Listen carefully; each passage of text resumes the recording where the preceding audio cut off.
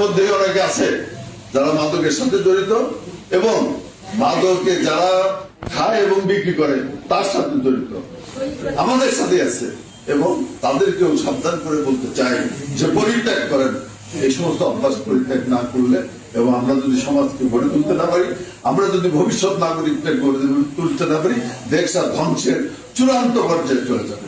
কাজে ব্যক্তিগত স্বার্থের জন্য, ব্যক্তিগত অর্থের জন্য, ব্যক্তিগত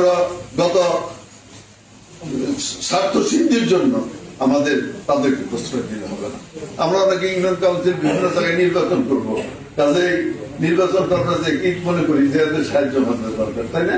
এই জন্য অনেক খারাপ জিনিসকে আমরা প্রশ্রয় দিই, অনেক খারাপ জিনিসকে আমরা আশ্রয় দিই, প্রশ্রয় দিই। এগুলো বন্ধ করতে হবে।